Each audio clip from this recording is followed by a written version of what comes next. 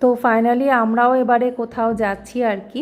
তবে হ্যাঁ, এতগুলো বছর পরে হয়তো যেখানে যাচ্ছি সেই জায়গাটায় আমি কোনো দিনই যাইনি, আর সেখানে যাওয়ার থাকার একটা আনন্দই আলাদা। তো সেটা তো আর কি বলবো, অবশ্যই তোমরা তার জন্য ভিডিওগুলো দেখো, তবেই জানতে পারবে কোথায় যাচ্ছি।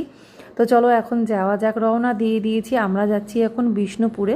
তো বিষ্ণুপুরে যাচ্ছি আমার ননদের বাড়ি, বড় ননদের বাড়ি। তো যাচ্ছি আমাদের দিদির বাড়ি, বদ্দির বাড়ি যাচ্ছি।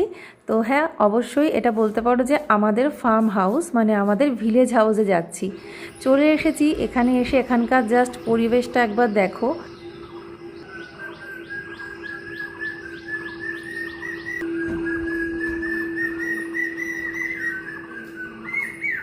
তো পাখির আওয়াজগুলো শুনেই বুঝতে পেরেছো যে কত সুন্দর একটা পিসফুল জায়গা। সত্যি কথা বলতে, যেটা নেচারের সাথে কানেক্টেড, সেই সমস্ত কিছুর একটা এনার্জি আলাদা থাকে। সকালবেলা উঠেই বেরিয়ে পড়েছি ছাদে একটু আম কুড়োনোর জন্য। তো এই দিনগুলো যে কত আগে ছেড়ে এসেছি, সেই ছোটোবেলায় আম কুড়িয়ে তখন মার কাছে নিয়ে যেতাম, আম মাখা খেয়েছি, কাঁচা আম খেয়েছি, বাড়ির কাঁচা আম। তারপর থেকে আর সুযোগ হয়নি এরকম কোনো কিছু এক্সপিরিয়েন্স করার মতো। তো যাই হোক, ফাইনালি এখানে এসে আম কুড়িয়ে এনে আম দিয়ে আমি এবার ডাল বানাচ্ছি।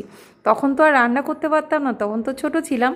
যখন থেকে সংসার জীবন শুরু হলো বা রান্নাবান্না শুরু করলাম, তখন আর সুযোগ হলো না যে এইরকমভাবে আম কুড়িয়ে এনে হয়তো ডাল করব বা রান্না করব, বা সবজি তুলে এনে রান্না করব, সেটা আর হয়নি। তো ফাইনালি সেই শখটাও আজকে কিছুটা পূরণ হয়ে গেল।